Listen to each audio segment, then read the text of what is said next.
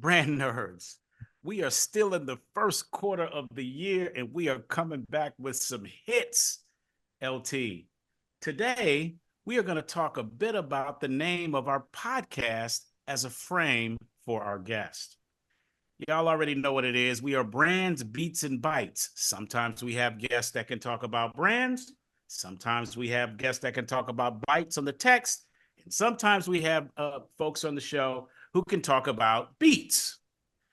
LT, this next gentleman can talk about all three of them.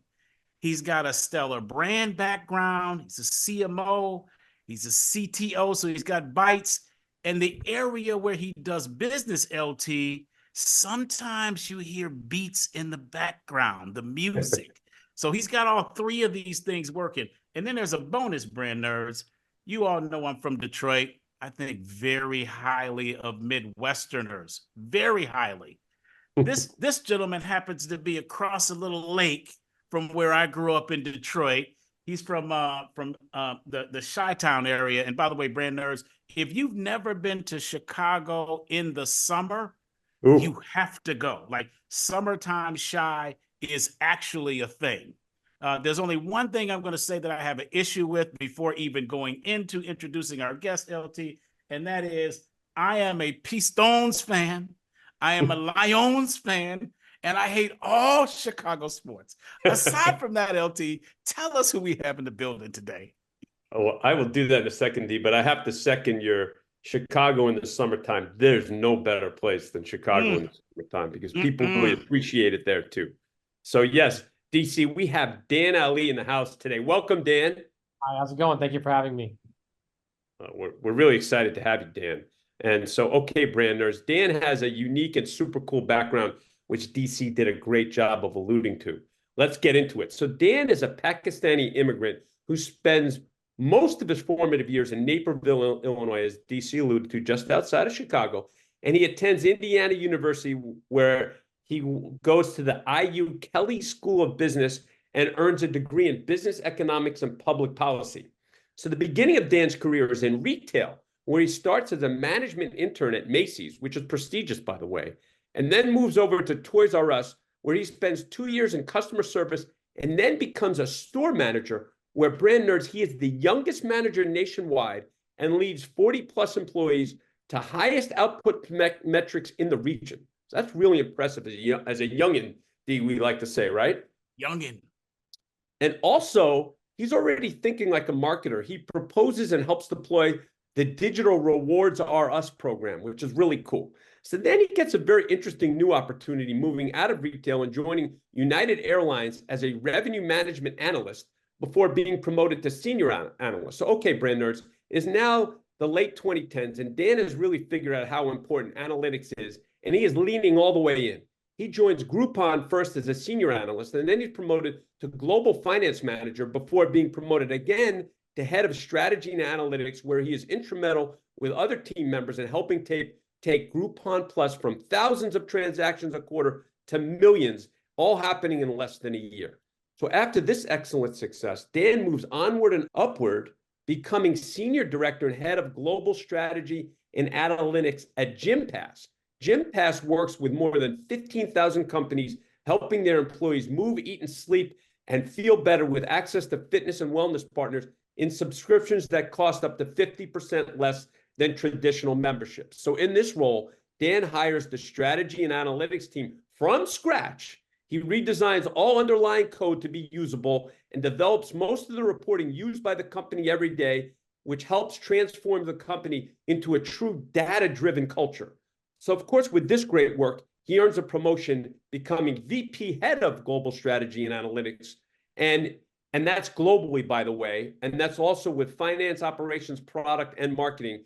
First reporting to the CFO and then the CEO, where he's integral in key decisions for country expansion, fundraising, and growth.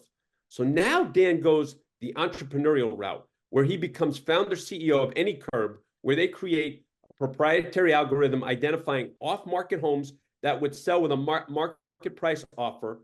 And after 2 years, they are acquired.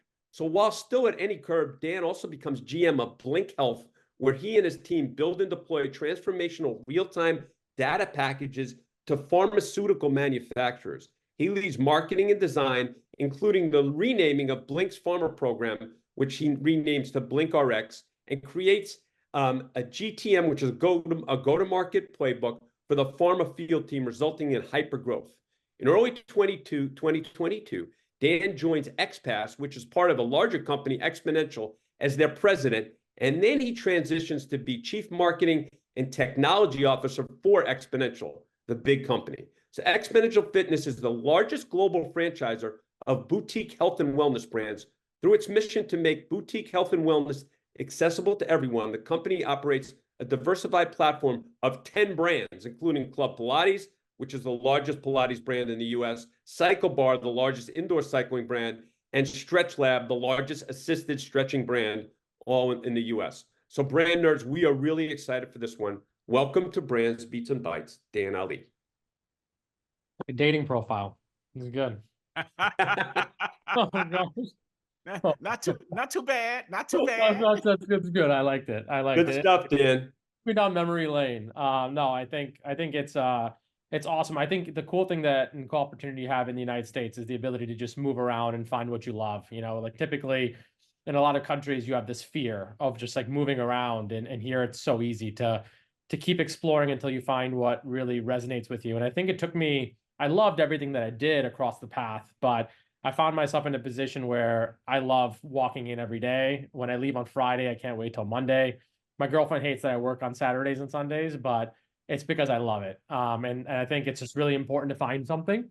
And transitioning from a data-driven role, and we'll talk more about this, to a marketing role is pretty difficult. And people do that through going back and getting their MBAs, and it's a difficult path to take it from actually transitioning your career, particularly if you're really, really good at something. Mm-hmm. But it does create the foundational path to get to marketing.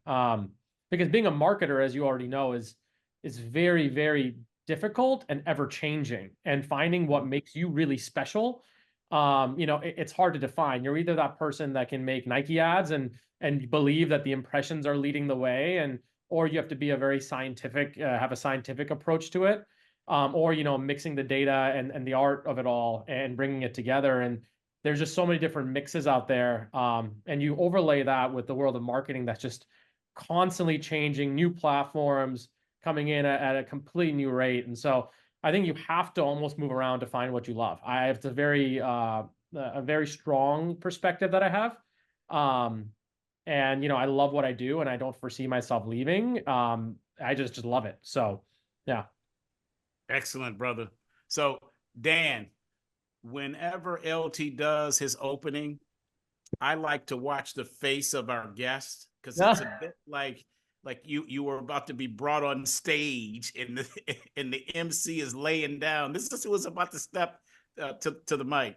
So all of that you did, they're great. LT does a fantastic job of that, but he's stating what has been done, the facts of the game. But there were a couple of things that he said that I have a personal connection to. I didn't realize that I would, Dan. One is the fact that you were at the Kelley Business School at Indiana University. My mentor, one of my mentors, his name is Steve Horn. He graduated from IU, Kelley, the Kelley Business School there. And without him, Dan, I'm not here talking to you now. So that's one connection. That's one. The second connection is you, in your early days as a pup, started at Macy's, a retail place, in management. I started as a pup, Dan, at a retail place in Michigan called Hudson's. It was called J.L. Hudson's.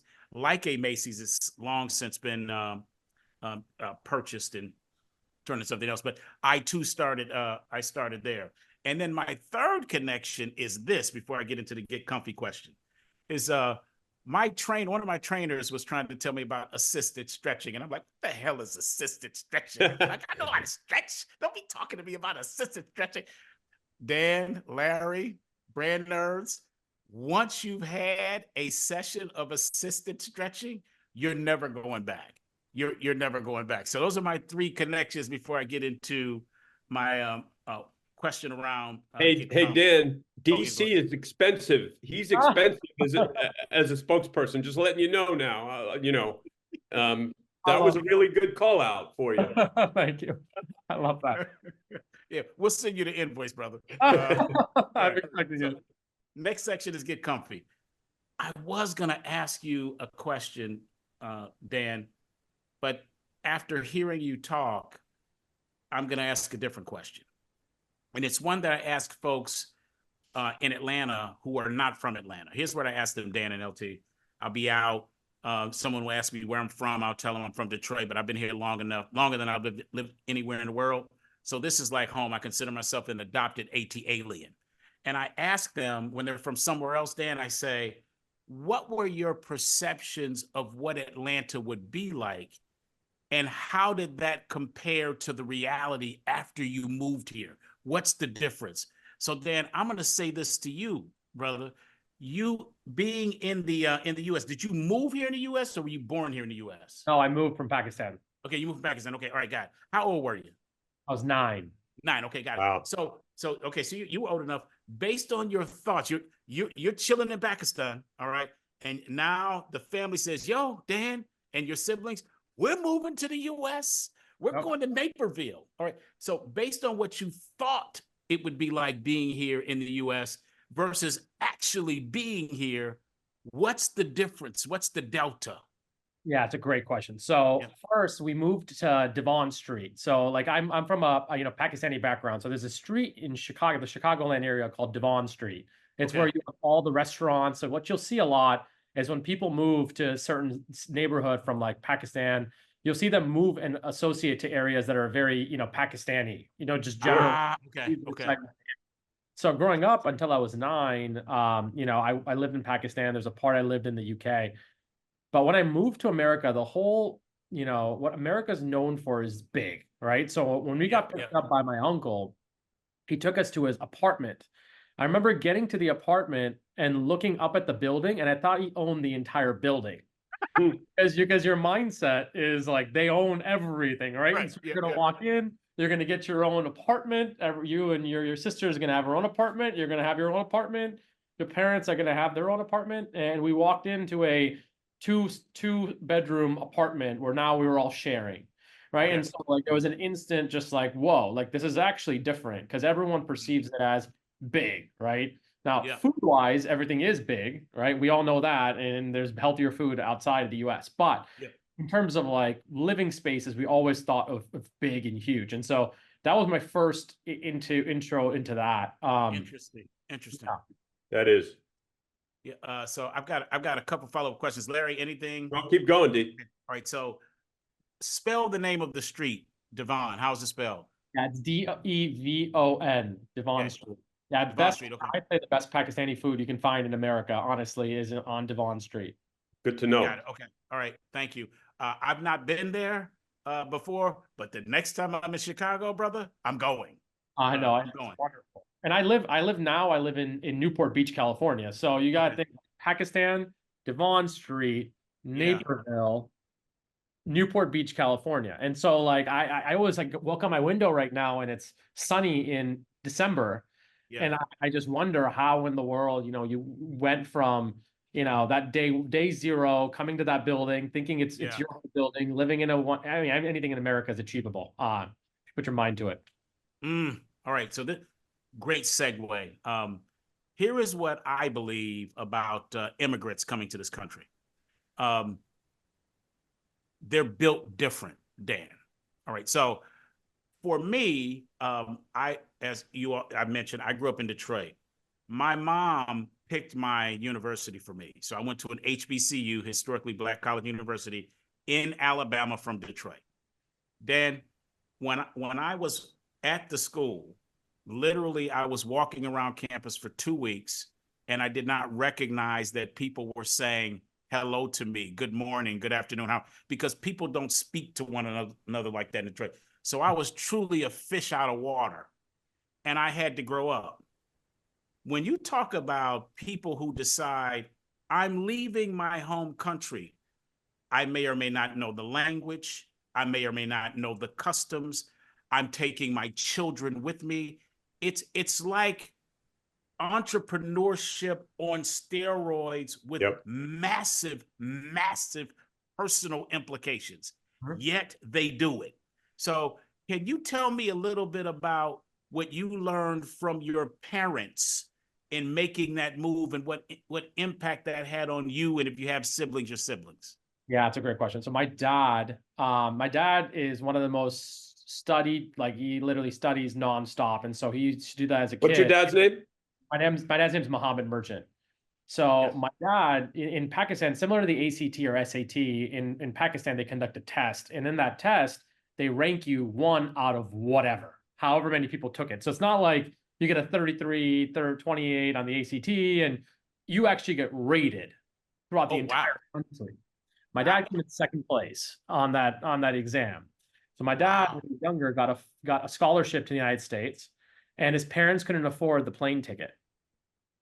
So like he always grew up with that kind of chip on his shoulder, right? And so eventually he found a way to come to the United States, and he was on track to being, a CTO in Pakistan. He came to America and he reset and restarted, right? Because typically what happens is you reset and you restart. So I have a very interesting take on motivation and what drives people's motivation. And I think it's your connection to your parents, to what you said, is extraordinary in terms of motivating you.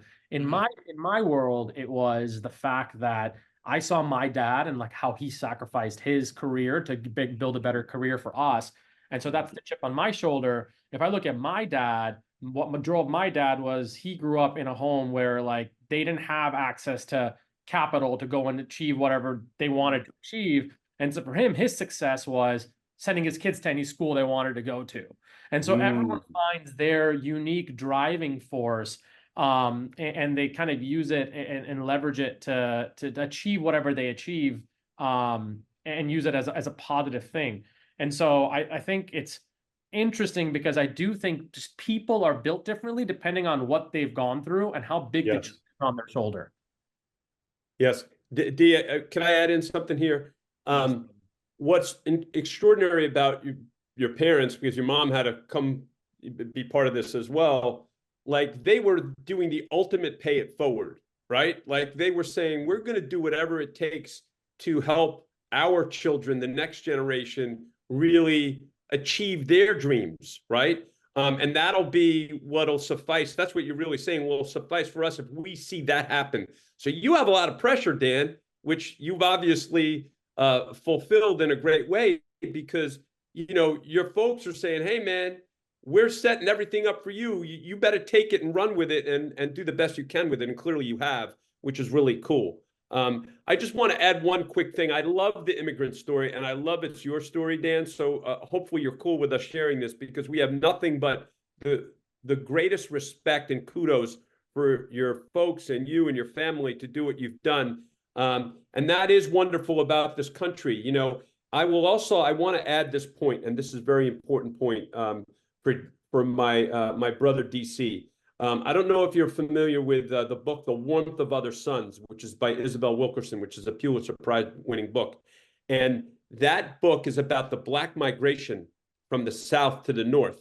And one of the things that came out greatly in that book is that many of the African Americans who left the South, left Jim Crow, awful Jim Crow South in the early 20th century, they were just like immigrants. They literally had to take everything that they knew and pick up and have, I'm going to use, I'm Jewish, Dan, the chutzpah and the determination and the grit to say, I'm going to make a better life for both me and my future. And obviously, D, your folks, and I think your grandparents did that for you in coming from the South up to the North. So the immigrant story is endemic to the United States of America's story. And I think it needs to always be highlighted in a great way.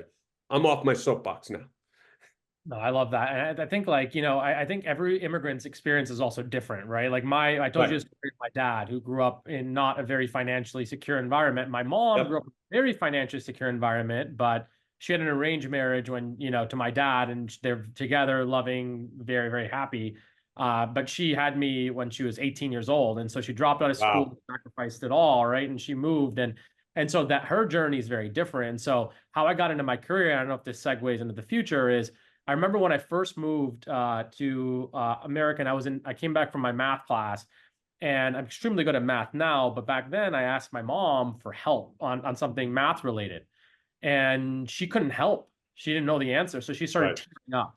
And I'll always remember that day that she started tearing up. And so I have a tattoo on my chest right here, and it's a crown, but on top of the crown, it has the letters SEL, which are for those who write SQL, it's the first three digits or first three letters of the SQL language written in my mom's handwriting, because SQL and learning data really is what set me apart from the crowd.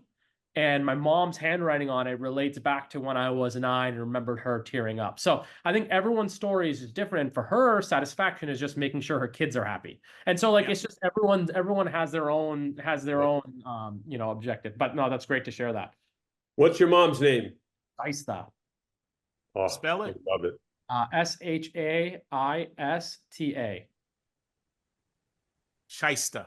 That's it. Got it. All right. I'm going to say this one thing, and then we're going to move on to the next section.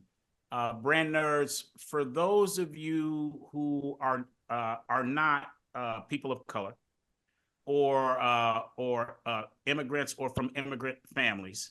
Now, the reality is everyone in America is an immigrant because this is an immigrant country. But for those who think that they are not at all, I want to point out one thing that many people of color and immigrants have witnessed in their lives but don't talk about.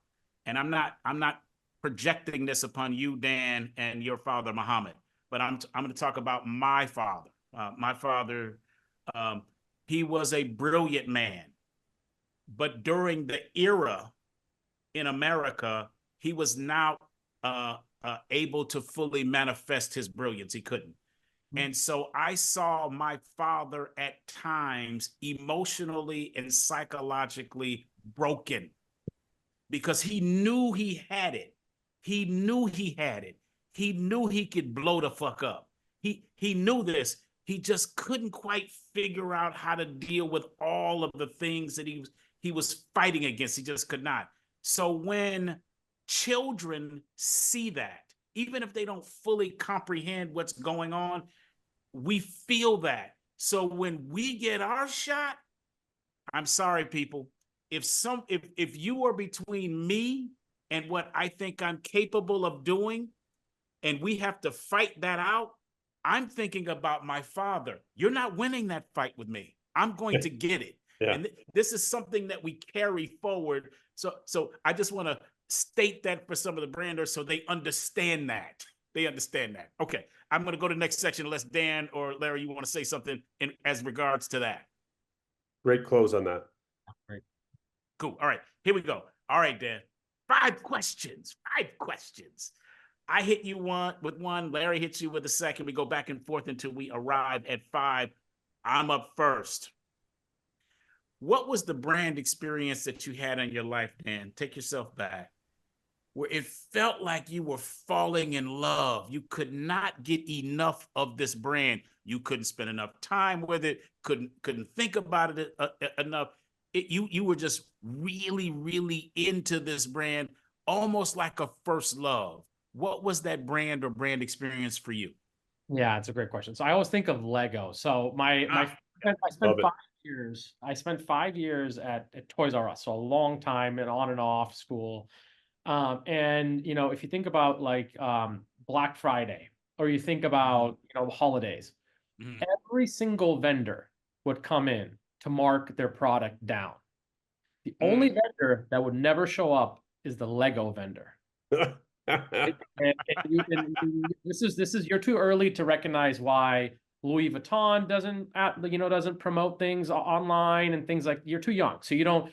As a kid, you're just trying to understand and piece. There you go. There it is. Yeah, you're trying to just piece together and understand. I love Louis Vuitton, Prada. I see like, not to segue, I see like these other brands come in, these baby brands that are going to be around for 2-3 years, charge $400 and be done. But these brands live forever. Lego like that lived forever. Barbie got discounted. Yeah, Barbie is a huge brand, right? But Barbie got discounted. And so you begin to go deeper on why Lego would not get discounted. And you go back to and I'm going to bounce between brands. You look at Rolex, right, as a brand. Rolex starts creating impressions in your mind from the moment that your parents are carrying you at the airport and you look up at the clock and you ask, what is that?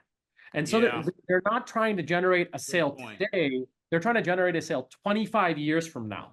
Yep. Right? They're like, so when you're 25, 26, you want a Rolex. They don't care if you go buy a Rolex at one. And so Lego in itself turns into the same, where you have tons of companies that invent blocks, right? And those blocks may be more digital, more tactile, more colorful, but there's something that you do in a child's mind where you attach them to this particular brand with no significant advertising. You take Nike.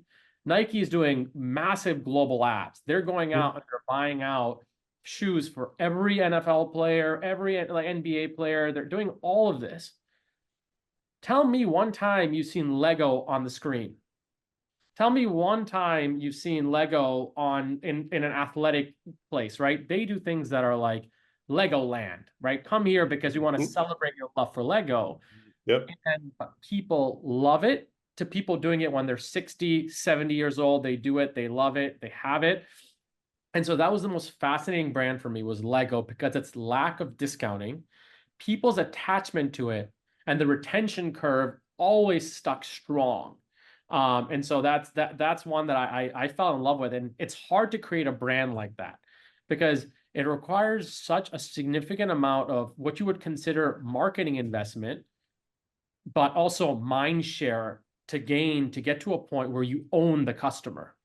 Like they own the customer. And it's reached a point where if you have children, you want to tell them about it. So the word of mouth marketing is so strong that you want to tell them about it, similar to Rolex, where you want to give your Rolex to your kid, right? There's a thing that's like, keep it going. And so once you get to that stage, you've achieved nirvana. Now, you look at a Pepsi, right? And like Pepsi has changed their advertising significantly, because back in the day, it was enough to show a glass with ice and drop the Pepsi in and it's blitzing and it works. And now that type of advertising and marketing for the modern day consumer is not considered to be adequate. It's not what's driving them in. So what do? You either discount your brand or you try to re-innovate your brand. And so companies like Pepsi have moved towards innovating things like a water brand, but their name is somewhat hidden inside it. But Lego has stayed Lego. So since I've been young and until now, I think Legos don't discount. Lego stays Lego, and they find unique avenues to advertise and market that aren't like massively in your face. They're like, if you like us, come see us, but otherwise we don't care, right? Lego. So Dan, you hit. I got to add something here. You're hitting on a Lego is a wonderful brand, and by the way, we bring it up in our brand workshops. We have 2-day brand workshops where we talk about brand. That's the whole. We spend 16 hours of talking about brand and brand positioning, and Lego's brand positioning is incredible for all the reasons that you just said. I'm going to take it personal too. As the brand nerds know, and DC affectionately calls his nephew, our son Jake, who's 20-year-old college junior. From the time he was a little pup, when he was running around, Lego store. What he could be. We were living at the Lego store. We went to Legoland, and Jake told me something interesting the other day. D. He was saying, Dad, I don't think I told you this, but he said, with all the social media and all the stuff, he goes, I'm realizing that I need to be off my devices. And I started doing Legos again. Really? As a 20-year-old. Just to take, and he said he gets a little zen. Are you dead ass right now? I'm swear to God, that's why I'm bringing it up. He gets a little zen. So here's a 20-year-old kid who grew up loving Legos till he was in his, basically a preteen when basketball became everything, and and then superheroes and whatnot. But he actually said he's back to building Legos because it helps relax him and calm his mind and body. So how about that for a brand that you think, you're sort of done with it when you're a kid, but no, even older kids who are that emotionally connected to the brand still see it as something that's really special and still are very much involved with the brand and love it. Wow. All right, I'm gonna have to talk to nephew about that. I got one comment, and then we're gonna keep it moving to the next question. Yep. Dan, as you ask the question, the rhetorical question, have you seen like Legos advertised on TV and that kind of thing? Your point was, no, we have not, yet they don't have to discount. And I'm sitting here thinking, why? Why have I not seen it advertised? And why are they not discounted? And then I thought, when I do see Legos, what do I see? And I was like, oh shit, this is why. With most brands, they show you the widget. And in the case of Lego, the widget is the block. They don't show you that. Lego doesn't show you the widget. They show you the creation. Yep. Here is the creation. Now, you got to do the widgets to get this creation, but it's about the creation. That is fucking brilliant. It is. That's brilliant. Think about the three things he mentioned. So you said the creation. Mm-hmm. For the nephew, it was calmness. And then you want to ask yourself, did the nephew see an impression of a Lego ad? Probably not. Did they go into a store? Toys R Us doesn't exist anymore, right? Essentially. So we used to go there all the time when the new sets came out, because he's 20 now. It did when he was, right?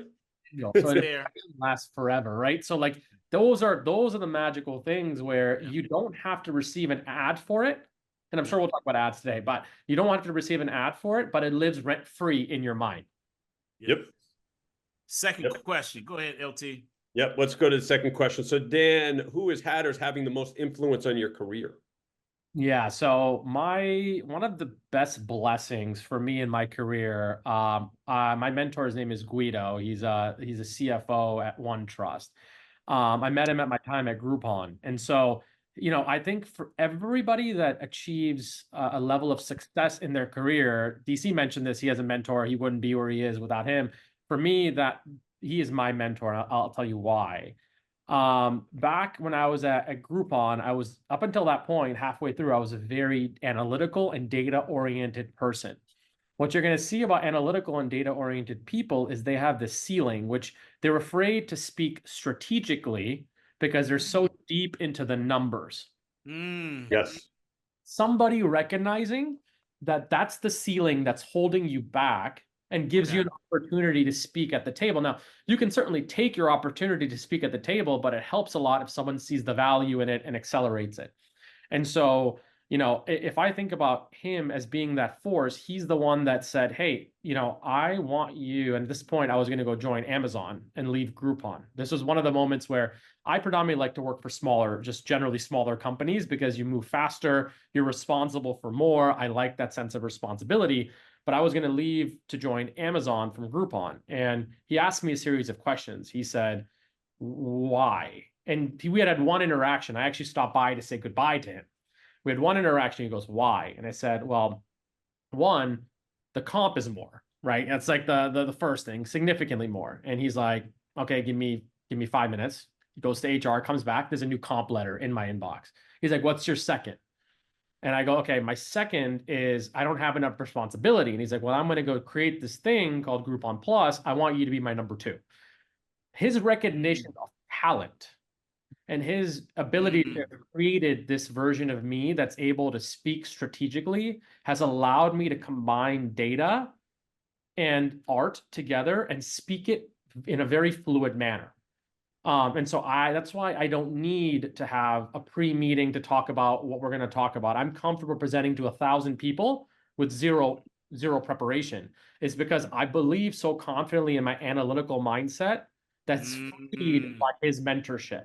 So I think he's somebody that I'm always going to say unlocked me in my career and the way that I think and created what I am today. Man, I wish I had a Guido, D. We all need a Guido. Yeah. You know what's cool about that, though, Dan? Honestly, I'm saying that half in jest. I've been in situations where, in retrospect, I left the situation too early, and people said to me, "Oh man, we love you here. You shouldn't leave." Da da da. And but they didn't take the extra step that Guido did to make it right for you. And so, while you earned all that you did, because Guido wouldn't have done that for anyone, that's an amazing thing that Guido did that for you. And I'm sure you know it, and that's why you had him as your as somebody who helped you so much. That's really cool. And the props I'll give him is what he recognized. It always goes down to he didn't just do it because he felt like he was in a good mood, right? And so I'll go back to the example as to why he asked me to come and be his number two. I remember I was sitting in a conference room with it was our CMO at the time was in the conference. There was like 25 people. And there was all these questions that were being asked in that room about the business, et cetera, and questions that haven't been answered for about months. Some questions not answered for 6 months. So I said, whatever, I'm going to pull the numbers. So I pulled out my SQL and I started writing queries on the spot. And I was like, hey, this is the answer. And he goes, what's your name? And I say, my name's Dan. He's like, wow, okay, I've been waiting for this for 6 months. And then I'm like, what's your next question? Boom, boom, boom, answered it. And I'm able to write SQL really fast. But going back to the original story is he recognized that, right? And so it's the mentor will always, great mentors will recognize in snapshot moments the potential of an individual. And that's what really defines like someone that can be a great mentor, because a mentor should not require 2 years of your loyalty and your commitment and all these things. A mentor should say, I see something, I'm going to invest my time in this person. Love it. All right, Larry and Dan, what Guido had an ability to do is in one area of a 2x2 box that I put people in. They're either in one or all of these boxes. I believe that every human being in terms of work capability can be placed into one of these 4 areas 2x2. The top left box, these are the creators. So these folks out of thin air can create an idea, a strategy, something that can change the world or change a workplace. They create stuff. And I don't mean like creators in the traditional sense of they work in advertising or they happen to be musicians. I mean, they are just intellectually creative. All right. So that's the top left. The top right are the editors. So these are folks, Dan, they may not necessarily be able to come up with something totally on their own, but they can take what a creator does and go, ooh, if we do this, that, this, and that to it, oh, it really will sing. So that's the top right. Bottom left, these are the recognizers. I call these the business equivalent of A&Rs in the music business. The A&R person or the recognizer, these are A&R, by the way, Brandon, is artists and repertoire. So these are the folks that can recognize. They can recognize talent. They can recognize partnerships. They can recognize strategies. They're able to recognize these things. That's the winning strategies in people. Winning, right, correct, winning. And then the bottom right, these are the operators. So they can execute the things. They know exactly how to take an idea and make it make money. So the most important box, brand nerds, is that A&R box. Because folks that don't have the ability to, if Guido doesn't have the ability to recognize Dan's talent and he puts someone else in there like Joe, who's not that good, Guido's not winning, y'all. He might be able to win for a while, but Guido's not going to win for a long time. The other thing on the recognized box, brand nerds, is that if you don't get that right, you pick the wrong strategy. The one that wins is right in front of you. You can't recognize it. The agency that can help you win is right in front of you. You cannot recognize it. It is a dangerous box. So hearing you say Guido, I know he's got that bottom lock recognizer and our box on lock, Dan. He's got it on lock. Agreed. Great conversation. But D, before we hit, we're going to go to question 3 in a second, Dan. I just want to sum up. DC's put forth those 4 boxes on our show a couple of other times, he can't do it enough. And so you should feel honored that he's doing it here, because it's a perfect place, actually, because of the great conversation we're having. So D, go hit question 3. Shout Guido one time. Right, here we go. Yes. Question number 3. Oh, Dan, so many accolades, so many accomplishments. Incredibly impressive. For this next question, I don't want to know about any of that. We're setting you up, Dan. I want to know, for the brand nerds, what was your biggest F up and what did you learn from it? And let me give you a little more clarification on the biggest F up. Your biggest F up, Dan. You made a mistake. You thought this was going to happen. It did not happen. Here's what we don't want to hear. Well, my biggest F up was when I went in and I talked with my manager about an idea and he said, no, we shouldn't do it. So we missed out on an opportunity. That's not your fuck up. That's theirs. I want to know your F up. You got the floor. Yeah. So I always think about this. One of my first businesses, and entrepreneurs are always born and have a mind of an entrepreneur at a young age. They're just waiting to execute. And so one of my ideas when I first started innovating new ideas, and I almost put everything I had into it, was this concept called Wed Sim, which was weddings made simple was the concept. So it was Wed Sim.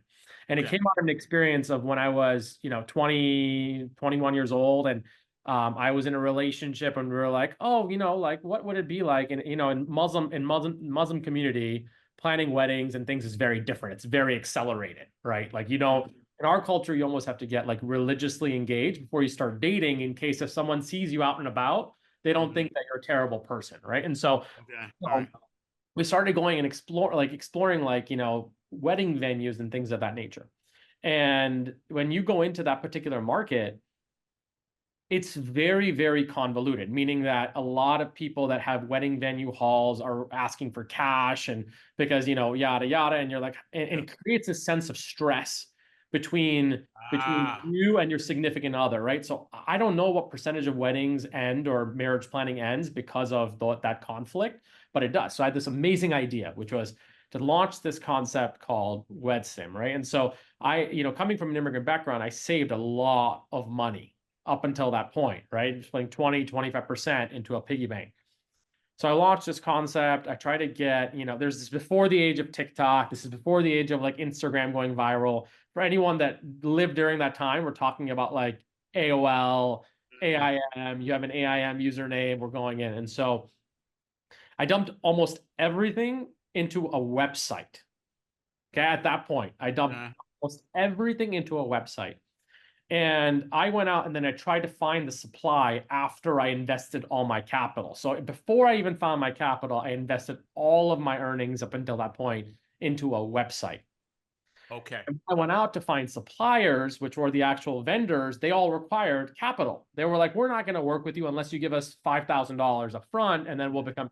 So essentially my entire. And you have this wonderful website. See my website. See my website. It doesn't work.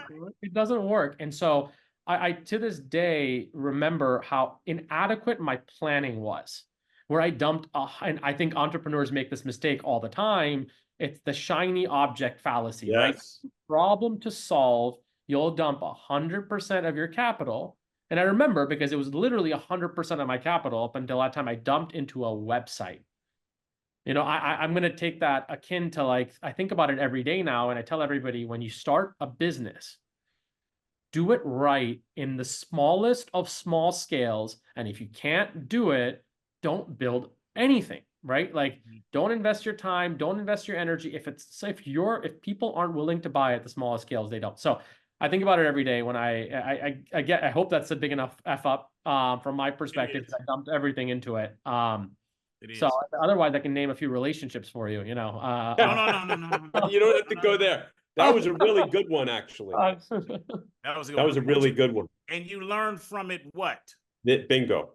Yeah. So I think foundationally you learn that make sure the business mechanics work before you invest in the business. So if you go back to like the early, 2010s, mid 2010s, late 2010s, where people were investing money in ideas and websites, right? That world is gone now. In 2009, 2010, nobody cared about ideas and websites. Yeah. In 2018, 2020, everyone cared about websites. And then COVID came and now people care about money, right? Like how much money is your business making? So it's really about capitalizing at the right time. But also when you start a company, make sure the business makes sense before you invest in the business. And it doesn't just make sense to you. Someone's willing to pay you $1 for what you're providing. That's great advice. And I think what you're saying too is you can even do the research, however that permeates itself first before you actually dump real money in. That's what you're really saying. Yeah, you think about it, right? Parent lemonade stands, right? Like, I'm not going to put my kid on a lemonade stand and spend $10,000 on the lemonade stand, hoping that more people will show up. I mean, they could show up, but they'll show up because of the hype, and then they'll stop. And so, like, it really, you got to think about it is like, before I build a lemonade store, I got to make the stand work, and the demand's got to be there for me to open the store. If the demand's not there for the lemonade stand and I go open a lemonade store hoping for people to now want lemonade more, it doesn't matter. It's a waste of capital. One Great note one. here. Great one. Yeah. One note here. Actually, a question. You said that when you're dating and you're Muslim and you are moving to marriage, did I hear you say things happen quickly or there's some speed? Did I hear you say that? Yeah. And if I did, It's explain that more, because Yeah. I don't know about this. Explain it to a brother. Yeah, absolutely. So essentially, one, Muslims just generally in our culture are inclined to getting married earlier, right? There's a Yeah. huge impetus of getting married earlier. So that's the first piece. The Okay. second piece is traditional dating in the cultured Islamic society isn't what you see in traditional day to day. Okay. And that means that you don't go and say, "Hey, I want to take you on a date," and then you go on the date, and then you start dating them, and then you introduce them to your parents a year down the line, 2 years down the line when you're comfortable. It's very similar to The Bachelor with no fun part. Wow. So they think of it that way, right? So it's like, I recognize that, there's two ways to go about it in the traditional realm. One, your parents call the shot, right? Because parents not getting along can make a relationship fall apart in some ways, right? Yep. Well, there's one way is your parents find somebody that they get along with in terms of parents, Yep. right? And they make the assessment that because both the parents get along, the upbringing kids of will the get along. kids are going to get along because they've been Got it. raised similarly. So that's one peril. If you Got decide to go the second peril, which is love marriage, right? Which is if you tell a Muslim that these kids are getting a love marriage, a traditional Muslim is going to think about it like it's not a positive light. It's not something to be celebrated. It's something to be, right? And so then the love marriage is going to go through trials and tribulations, even though, they're just doing what normal people do, and they're going to have a lot more like kind of barriers in their path. And so they may get to the end outcome, but then they're going to introduce the parents together, and the parents are going into with a mindset, which is, I know better than the kids. So already you start one step back. So traditional Muslim is different. Now, when you come to the United States as a Pakistani into America, parents bring that mentality, right? But they bring kids to an environment where they're evolving out of that mentality. So that's what creates the first generation, creates that friction, because you almost, like, my kids are going to be very different. They're going to get to date whoever they want. They're going to live and flourish in whatever they want. But not saying my parents are very, very open, but even my open parents have, a little bit of friction because it's called cultural difference, which you can't blame them for. But long story short, it's a very, very different system. I date normally now, for all those that are wondering. So, Thanks for telling us that. Right. I did not know any of that, and I feel I didn't either. better that I have been informed of something. That is that's really good. I do have one more thing, Larry. You got anything else before we go to the next question? No, I'm just glad that Dan's sharing this. This is really interesting. It is. Okay, so Brandon, I want you to listen up. There was something that he said as he was starting Wedson. Was that the name of it? Wedson. Weddings Made Simple. Wedson. Okay, got it. All right, so he said he invested all of his money. So brand nerds, for those of you who want to be an entrepreneur, you need to know something. If you are not prepared to push all of your chips in the middle of the table and know that there is a likelihood that you're going to lose them, you're not ready. You're not ready. This is not to say that when you push them in, you're definitely going to lose them. I'm saying that when you push them in, you cannot be overly attached to the outcome that you're getting that back. You cannot be. What you do is you push them in the middle of the table, and the legs holding up that table are you. You're betting. The felt on the table is you. The chips on the table, that's you. And if you have enough confidence, and in some ways, it's a bit not fully normal cognitively. Like you got to be a little nuts to push all of that in the middle of the table and believe that with your God, your creator, or just your own moxie, that you can make what's on that table grow. Don't do it. Yeah, don't do it. Don't do it. All right. Okay. Next question, Larry. You got it. So Dan, regarding technology and marketing, the confluence of those, you have an excellent background to answer this question. So can you tell us where you think marketers should either lean in or best leverage tech, or you can tell us areas that they should be leery or simply avoid? Yeah, it's a great question. So what you alluded to, my role is I'm a chief marketing technology officer. So it's effectively taking marketing and technology, combining them and creating revenue out of it. And so I'm going to talk through two kind of mechanisms of technology, one within marketing and one within just pure tech.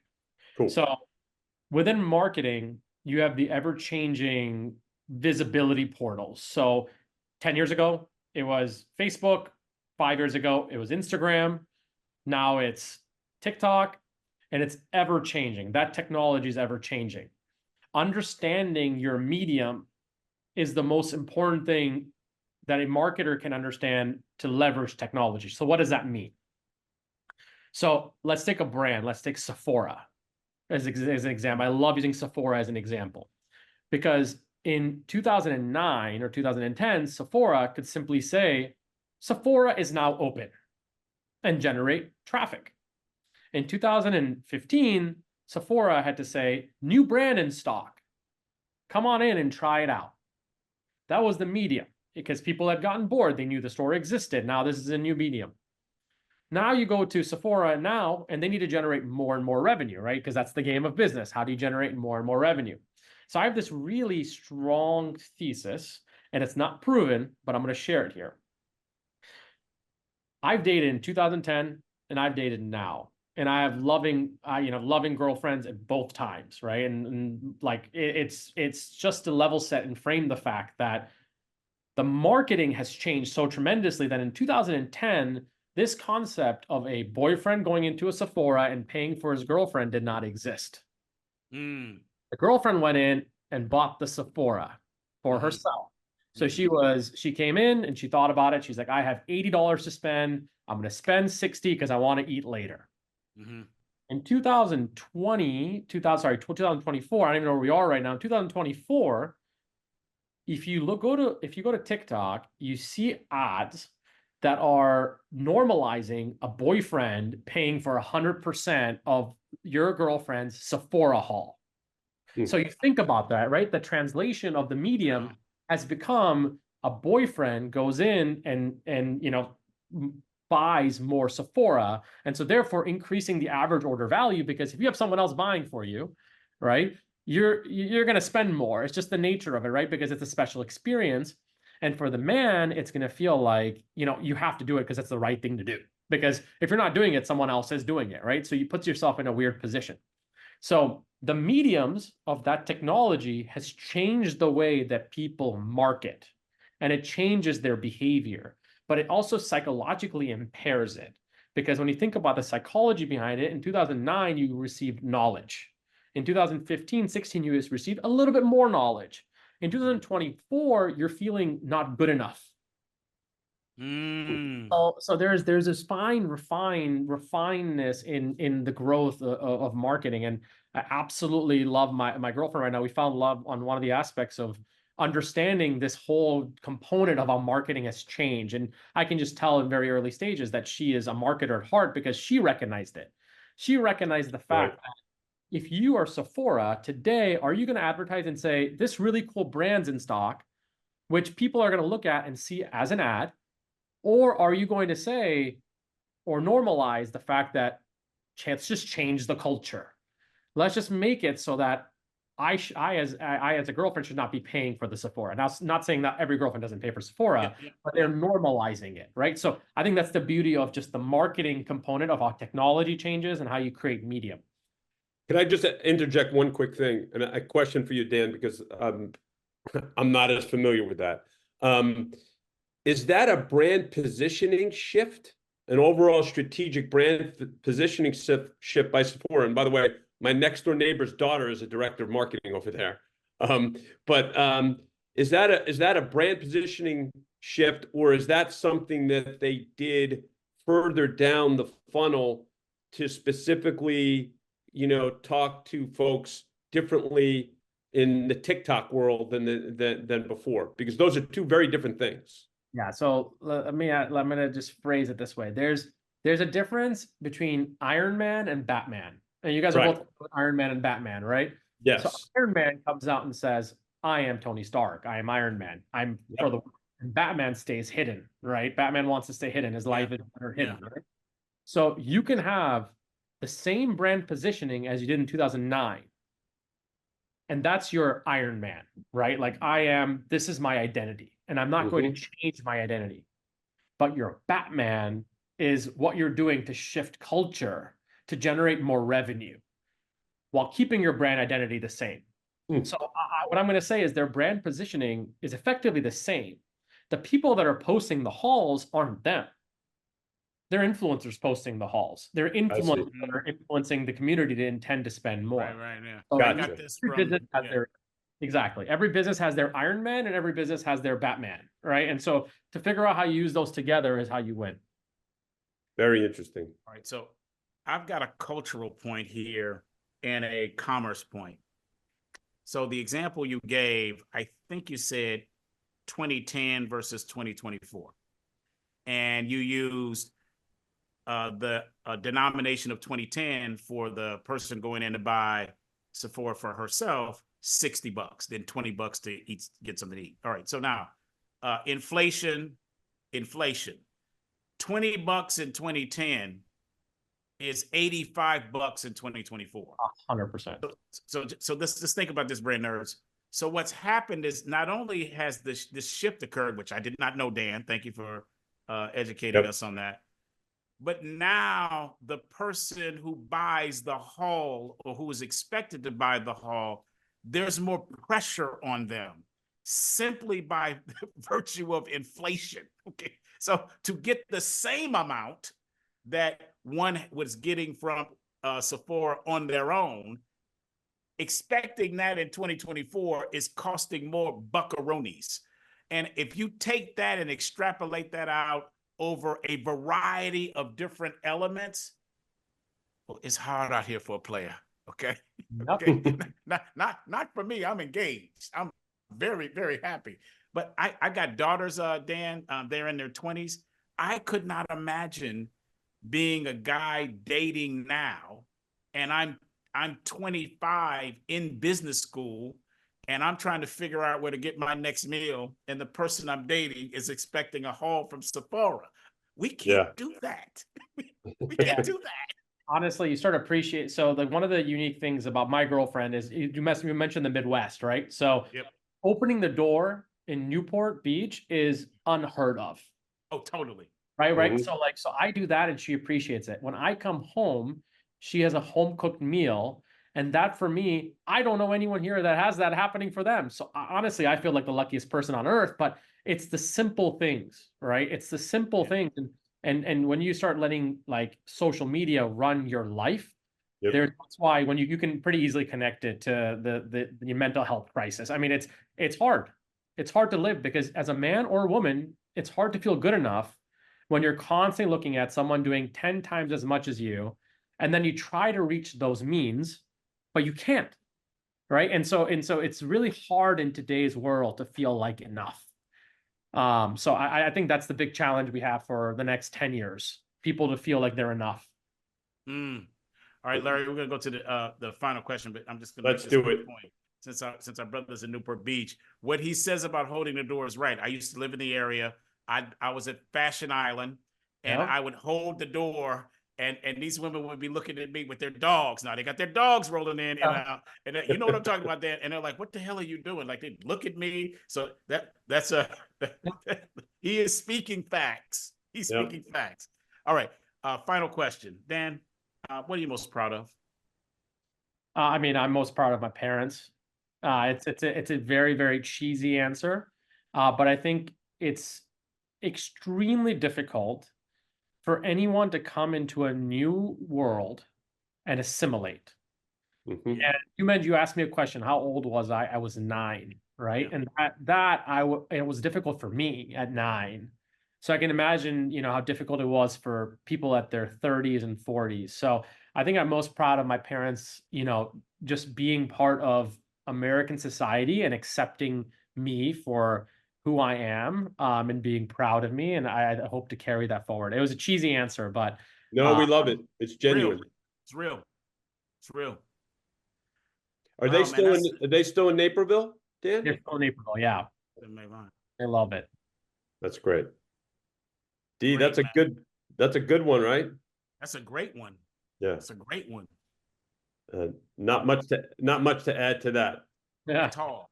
So, okay, Dan, we're going to go to the next section, Dan. This is our next segment, and this is What's Poppin'? What's poppin', D?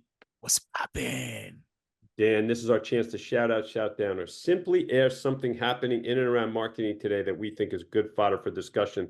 And I'm gonna intro a topic for all of us. So have you both heard about the announcement that Wendy's made about dynamic pricing? Have you guys heard about this? Mm-hmm. Surge pricing. Have you heard about this, Dan? I've slightly, but no. Okay, so let me give you more information about this. So this is quote from CEO Kirk Tanner during their conference call for investors the other day. So beginning as early as 2025, we will begin testing more enhanced features like dynamic pricing and day part offerings, along with AI-enabled menu changes and suggestive selling. As we continue to show the benefit of this technology in our company-operated restaurants, franchisee interest in digital menu boards should increase, further supporting sales and profit growth across the system. Well, guess what, you guys? There was huge backlash, okay? So lots of backlash ensued with politicians weighing in about price gouging. And then Burger King, this is kind of funny. They tweeted, the only thing surging at BK, and then they had the emoji for fire, is the fire. We don't believe in charging people more when they're hungry. So then with this backlash, Wendy's then issued another statement saying that their original announcement was misconstrued by media outlets as an intent to practice surge pricing. The company assured that there were no plans to raise prices during peak times and that any tested features would benefit customers and employees. Digital menu boards could allow us to change the menu offerings at different times of day and offer discounts and value offers to our customers more easily, particularly in the slower times of day. So what say you to this, gentlemen? Oopsie. They oopsied it, right? I think they swung. I think so. At United we used to do dynamic pricing, right? And so it works for airlines because you're overbooking seats. It makes sense because you're essentially predicting demand and supply. And then I think what they're basing it off of. Have you guys heard of this bar? There's a bar, I believe, there's 3 or 4 of them where they dynamically change the pricing of drinks based off of the demand for that particular drink. But it's fun because you're sitting there at the bar, you go in there for entertainment, and you're seeing the screen, seeing it, and you're like, oh my gosh, that beer just dropped to $6. I want it right now. You run up, buy it, the price. It's fun, right? Right. So I think it's going to be stepwise. So initially you're going to see the technology be built out, and then you're going to see the radius being built. So let's take a, what's a good example? A Frosty. Let's take a Frosty. Yep. Frosty used to be $1. Right now it's, I think, $2.50. I think a Frosty's $2.50. I'm pretty certain it's $2.50. You're probably in the ballpark. Yeah. Right. And so what's the range going to be? Is it going to be $1 to $2.50? Is the range going to be $1 to $3? If they're saying the range is not going to be $2 to $2.50, there's really no financial advantage or gain besides a demand increase, right? So let's talk about the demand increase. How are you going to be notified to drive the demand, right? So like, are they going to tell everybody, hey, by the way, for the next 15 minutes, Frosties are $1 because our demand's low? No, I don't know. I don't think so, right? So you're going to have to get to the restaurant to identify what the pricing is. And it could be higher when you get there. That's right. But they're saying it won't be higher. But the point is how there's no one's going to download an app that live real time is tracking Wendy's. I may be totally wrong. Real time tracking Wendy's pricing, and then, oh my gosh, it dropped by 15 cents. Let me run to my store and let me grab it. Right. So when you think about the true intent, it's very difficult to say, okay, we're going to discount it at certain key times, but you don't know what those times are. Right. You have to come in and figure it out. So I don't know. I don't know what the premise. I think a lot of companies, they're trying to find ways to integrate AI. And their companies and create something. So it may be the start of something great. But foundationally, when I go down to restaurants, I always think about the fact there's some really good restaurants that price their product lower in low income areas versus high, and then they price their, and again, that's a different version of pricing, right? And that could be something they're trying to tease out of the demand and the supply, because in low income areas the walk-ins are a lot different, and in high income areas they're a lot different. So maybe they're trying to normalize and fix that. But it's pretty unclear on the success, what they're trying to succeed with. D, I love that breakdown, Dan. D, you have thoughts? I do. I feel like we're playing a game show, and the game show is entitled Smart People Doing Very Dumb Things. Right? So I got 3 points. Number one, whenever a brand or business is saying something about price, and it is either consumer facing or ultimately will become consumer facing, and just about everything is, the only thing that consumer or customer wants to hear about price is less or free. That's it. That's right. They don't want to hear anything else, anything that even remotely sounds like it's going up. Consumers and customers don't want to hear. So that's no. So the fact that they said it and then tried to, I know what you said, Dan, oopsie, tried to explain it, you're in trouble. Okay. The moment you are talking to your PR team and your agency's like, okay, we have to figure out how we explain this. You're already dead. You're already dead. That's number one. Number two is hubris. So to your point, Dan, it's like, does Wendy's actually believe that there is an addressable market large enough to care about when the fucking price of fries are going down at 11 a.m. on Devon Street? No. Okay. No. We don't care, Wendy's. There's not enough of us that care. So that hubris. Okay. And then the third piece is this. I get the business reason why. And when I was in the tech business, I did a startup actually that was founded first it was founded in Australia, then it came to Irvine, California. It was only in California and a smattering of distribution in Nevada. That brand was Boost Mobile. It then we launched that across the country. It was acquired, yada yada. But so we were eventually acquired by Sprint. So the dude's explaining to me and our executive team, it's like 5 of us. I don't think it was all of us. And we basically were on fire, Dan. So we were like bringing in, and so we wanted to and we were on the network. That was the Nextel network, now owned by Sprint. So we were ready to fill the puppy up because we want to grow. We want to like crush our numbers. And he says to me, hey, DC, let me explain it to you like this. This is why we have to wait before you just start loading people up on there. He says, like you're on a plane and there's an open seat. If we put one of your customers in a seat, it's worth half LTV, long-term value, to us as one of our customers. So we want to keep that seat open to see if we can put one of our customers in it instead of one of your customers. Now, I didn't like it, but I understood it. I did understand it. And by the way, Wendy's, we never said any of that publicly. Okay, we never said any of that. So that's my reaction. Yeah. A far more accretive thing for them if they wanted to do something is a pricing strategy. And to your point, like it doesn't make sense, is a pricing strategy where we already know McDonald's is under fire for having their prices be so high. They're being hit from multiple places. Yeah. I was Wendy's. What I would do, to your point, less or free, I would say for the whole year of 2024, Frosties are $1. Yes. And that's it. And you do that release, you're good. Now, Wendy's wins because now everyone's funneling to Wendy's for the $1 Frosty and buying the extremely margined fries and their Baconator and this and that. And like, they essentially just create the demand by doing the right thing. I love Nike has this tenet, which I love. It is do the right thing and the money will follow. Yeah, that's good. That's so good. I have a couple builds on this wonderful conversation that you all have. Yes, Larry. So one is, I go back to what Dan was talking about as it relates to Lego.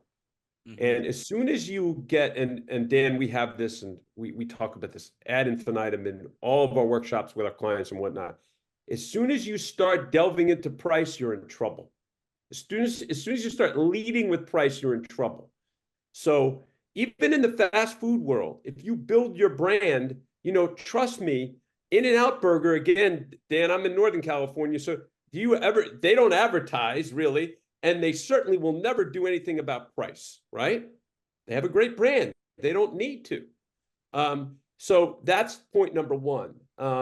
And so when you're delving into the price, it's just, it's a lose-lose game.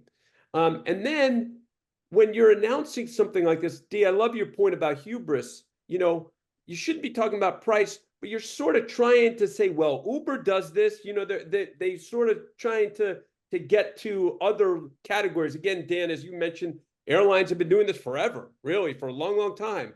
But at the end of the day, if you're a consumer, this is a business. So if they're doing this, they're trying to make more money. Who are we kidding, right? That's what they're doing. So the whole thing smacks of a big oopsie, to use your language, Dan, because this isn't something, if they were going to do this, like DC's point about Boost Mobile, maybe you test it out in a few areas. By putting forth this big announcement, you deserve the backlash that you've earned. Yeah, I don't disagree. Yeah. I mean, I just think there's so many better ways to go about it. You have to understand your market. The market right now doesn't want to hear like that. The market, the consumer, you're a consumer business if you're Wendy's, right? You're not a B2B business. You're exactly. Consumer, if you told a B2B company that you're integrating AI, you're like, oh, that's cool. That's awesome. You're telling your consumer you're going to change the menu prices. Let's just run a survey across 100 people as an enormous company, right? I guarantee you many of those people are going to be like, I don't understand what you're saying. All I heard is your prices might be higher. Exactly. We increased it from like $1 to $2.50. It's such a convoluted message. That's why I always say for marketers, like the day where you can go into a room and impress people with just big words is gone.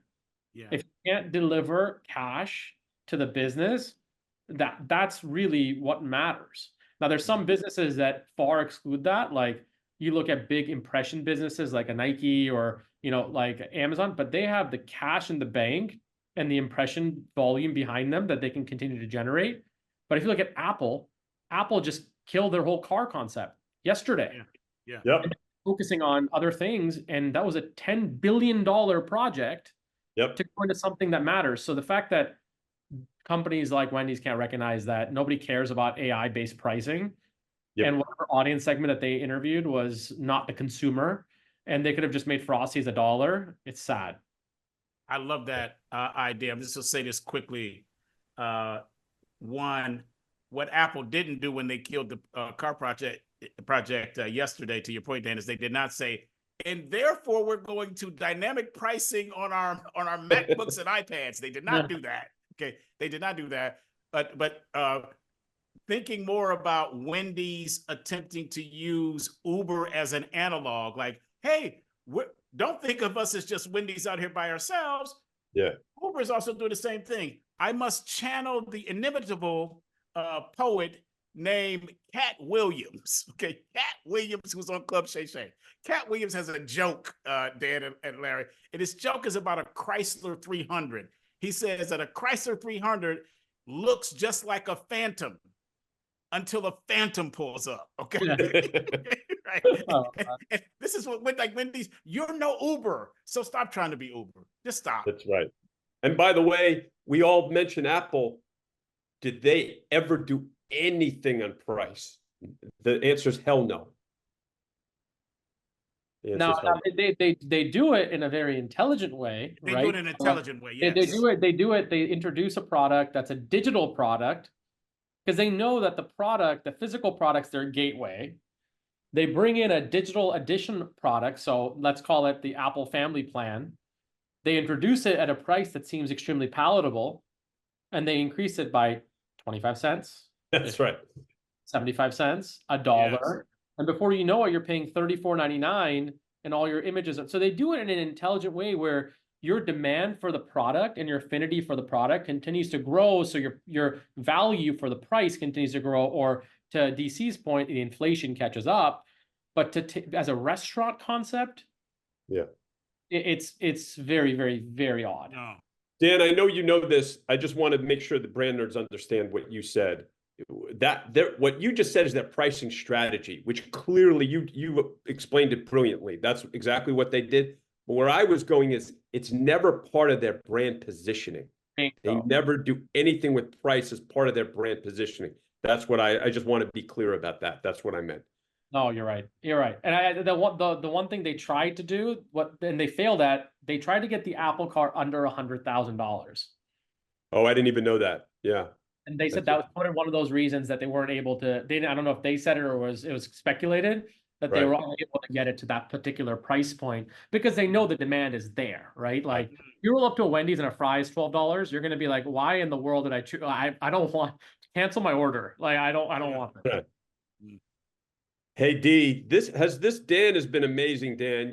This has been so much fun. This is blown by. We're really at the show close, and Dan, what we do at the end here is DC and I posit our learnings, and we'll give you the opportunity to also, before we leave, to share anything that you've learned from this wonderful conversation. So I lead off, and there's a multiple learnings, but I'm going to keep it to 5.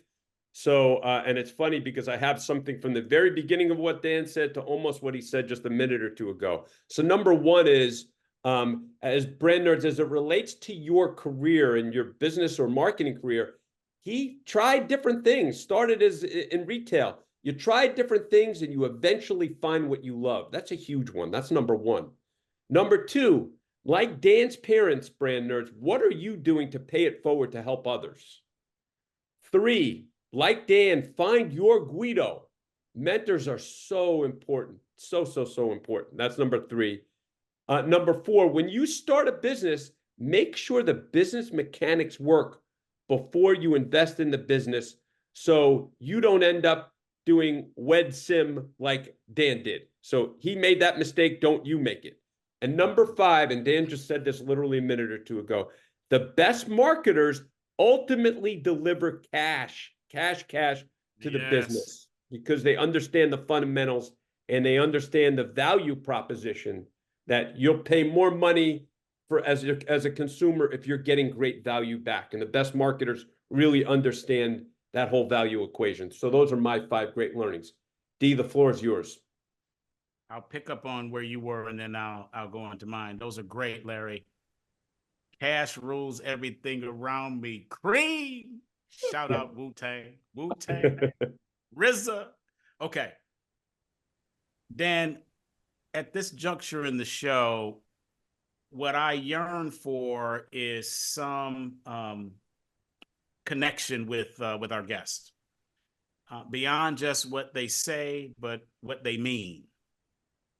And also by virtue of nonverbal communication, some things that they are saying that maybe did not have words, but that were nonetheless communicated. And after that, I attempt to make my assessment of what is it that this human has been put on this planet to gift the rest of us with? What are they teaching us on their journey? And that's a lot, brother, to try to assess in the short amount of time that we have. But sometimes it hits me. And so I'm going to attempt to share now with you what's hit me about you. So I want to go back to the question that we ask in 5 questions about your first brand love, the thing that really hit you. And you started with Legos, and then you said, I'm going to hop around a little bit, and you mentioned Rolex. And you said, what happens with Rolex is when you're a kid, 1, 2 years old, and you're looking up at a Rolex clock at an airport or somewhere else, and you're asking your parents, like, what's that? And your parents are explaining this to you. You said, Rolex is not trying to get you to buy a watch at 1. They're making an impression with you at 1 so you can buy a watch when you are 21 or in your 20s or whenever. So what I took away from that is Rolex is playing the long game. They're playing the long game. The next thing is when we asked the question, what are you most proud of? You said, I know this is probably not, but my parents, Muhammad and Shista. And you explain how your father, how he finished second of everyone who took a test back home, second. And he did not necessarily do all the things that he wanted to do in Pakistan and here in America, but he did this. He said, you know what? For my kids, wherever you want to go to school, you go. And that was Muhammad and Shaista playing the long game. So this is the second example of playing the long game. Now, brand nerds, we get to spend a little time with our guests before we roll camera. So before we start the show. And so Dan was kind of looking over his shoulder. He was kind of looking at, he says, I get emails, I get 8 a minute. So, and then so then we go on air. And then Larry does the opening, the brilliant opening. And Dan, your career took off fast. It took off really, really fast. You earned that, brother. Thank you. But as we were beginning to start, I saw Larry will know this phrase. I saw the iPhone prayers happening. I saw you look down, and I thought to myself, okay, am I gonna have to say to this brother, yo, man, we're doing a podcast. You're gonna have to stay here. What I got from that was that there's some impatience, like hey, I'm ready to move. I'm ready to move. And then I asked you about the question I don't remember what question it was, but that you answered. You said Muslims, they kind of in the dating realm, they don't do it like y'all do it. Like you're not like 2-3 years, meet the parents, that kind of thing. Like we're gonna do it.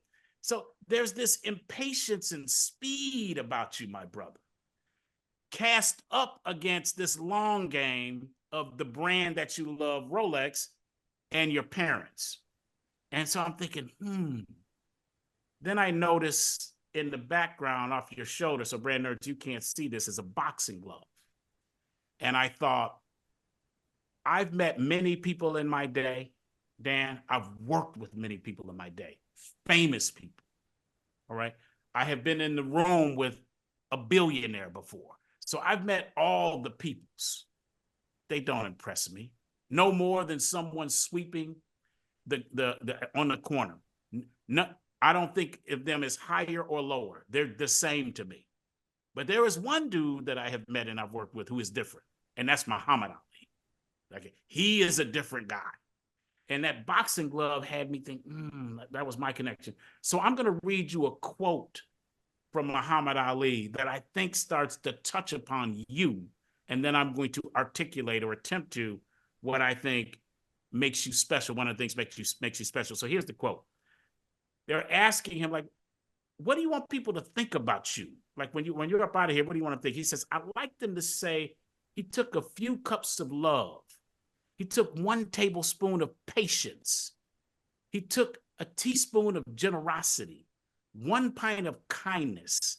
He took 1 quart of laughter, 1 pinch of concern. Then he mixed with willingness and happiness. He added lots of faith, and he stirred it up well. Okay. Impatience and patience. Here's what I think your gift is, brother. You are gloriously, impatiently patient. And I think that's what we can learn from you, my brother. I love that. Yeah. Thank you. Wow. That was incredibly kind. Honestly, it was very, very, That's awesome. it was very kind. Hey, Dan, Well, you didn't know you were hitting the DC couch. That's what happens at our show at the end. At the end. So, but he always has a truly inimitable way of finding the best in folks. And Dan, this has been such a delightful conversation. Anything that you want to share before we close about this wonderful conversation we've had? Oh, I want to meet you guys in person. So whenever you guys are in town, we'll have to go out, get a coffee or get a drink or something. It was absolutely wonderful. I mean, I think you guys have very open hearts, and I think that's what leads to success at the end of the day. So appreciate you guys and your time. But yeah, whenever you're in town, please. We'll make that happen. We will make that happen. Yeah. We will make that happen. All right. Love Laguna Beach. Love Laguna Beach. There you go. I love Laguna too. Place called Nick's. Gotta check it out. Must have. Let's do it. Let's do it, right? All right, Jay, this is the show close. Thanks for listening to Brands, Beats, and Bites, Brand Nerds. The executive producers are Jeff Shirley, Daryl D.C. Cobbin, Larry Taman, Haley Cobbin, Jake Tate, and Tom Bureau. That is he. And if you do like this podcast, please subscribe and share it. For those on Apple Podcasts, if you are so inclined, we love those excellent reviews. We hope you enjoyed this podcast, and we look forward to next time where we will have more insightful and enlightening talk about marketing.